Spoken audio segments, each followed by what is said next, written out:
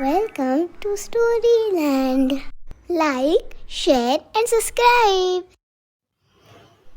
मकर संक्रांत.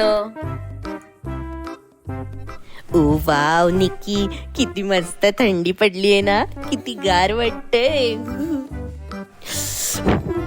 हो ना गट्टू, खरंच किती मस्त वाटतंय.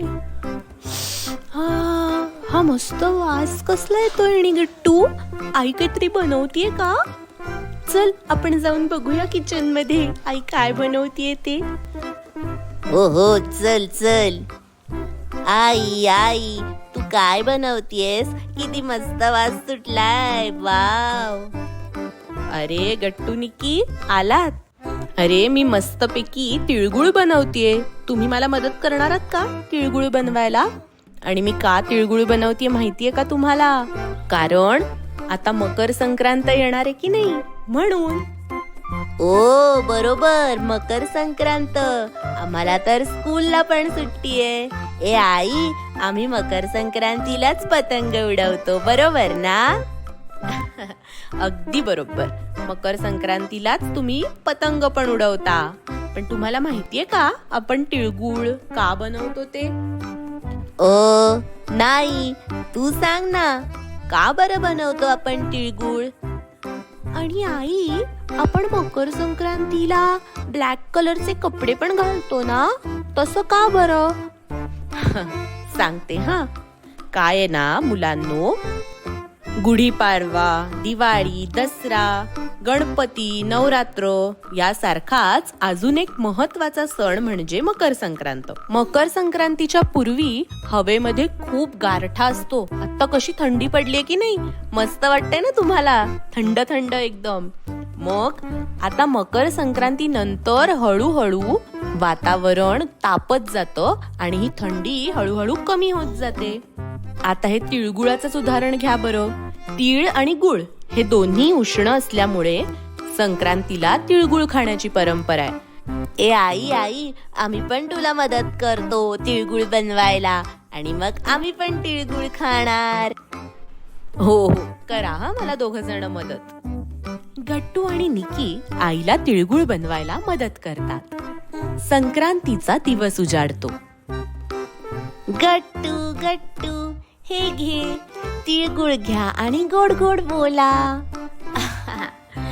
निकी, तू पण हे घे तिळगुळ, घे आणि गोड बोल. आई आई, हे घे तिळगुळ, घे आणि गोड गोड बोल. बाबा, तिळगुळ घ्या आणि गोड गोड बोला. थँक्यू गट्टू निकी. बरं, मला आता संध्याकाळी हळदी कुंकवाला सुद्धा जायचंय बरं का. हळदी कुंकू? हो, आज मला हळदी कुंकवाला बोलवलंय.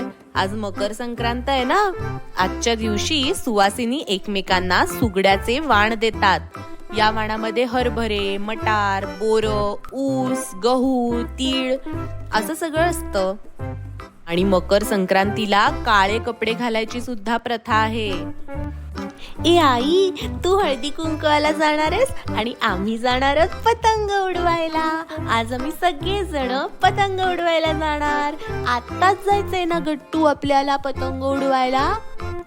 हो हो, हे बघ माझा पतंग तर रेडी आहे. चल आपण पतंग पण उडवायला जाऊ लगेच. ए आई, तू हळदी कुंकवाचं तर सांगितलंस, तिळगुळ का खातात ते पण सांगितलंस. मग आजच्या दिवशी पतंग उडवतात, त्याच्या मागे पण काही कारण आहे का? गट्टू, हुशार आहेस तू. खूप प्रश्न पडायला लागलेत तुला आजकाल. बरोबर ओळखलंस. आजच्या दिवशी पतंग उडवण्यामागे सुद्धा एक कारण आहे. ते काय माहितीये का? तुम्ही सगळी छोटी छोटी मुलं पतंग उडवायला सकाळी किंवा दुपारी घरातून बाहेर पडता, हो की नाही? आणि मकर संक्रांतीच्या वेळेस वातावरणात चांगलीच थंडी असते, गारठा असतो. मग तुम्ही पतंग उडवायला बाहेर पडता तेव्हा उन्हात जाता, म्हणजे तुमच्या शरीराला छानपैकी ऊन लागतं, हो की नाही? थंडीच्या दिवसात सूर्याच्या सानिध्यात वेळ घालवण्याकरता पतंग उडवला जातो, असं शास्त्रीय कारण आहे बरं का. ओ, असं आहे का? मस्त माहिती सांगितलीस हा आई. मी आता माझ्या सगळ्या फ्रेंड्सला सांगेन की आपण पतंग उडवायला का आलोय ते. चल चल निकी, पतंग उडवायला जाऊया. हो हो चल चल. गट्टू, निकी आणि त्याचे सगळे मित्र मैत्रिणी आनंदात पतंग उडवतात आणि खूप मज्जा करतात. निकी निकी, मस्त मस्त, दे ढील दे थोडी. वाव, ओ हो, किती मस्त उडतोय पतंग. हो, माझा पण. मग मुलांनो, तुम्ही उडवलात का पतंग आणि तिळगुळ दिलेत का एकमेकांना? आणि म्हंटलत की नाही, तिळगुळ घ्या, गोड गोड बोला. आजचा दिवस तुम्ही कसा सेलिब्रेट केलात ते आम्हाला नक्की सांगा. असेच नवीन एपिसोड्स दर आठवड्याला पाहण्यासाठी आमच्या चॅनलला नक्की सबस्क्राईब करा. ते बघा सबस्क्राईबचं बटन, दाबून टाका बरं पटकन. भेटूया नेक्स्ट वीक. बाय.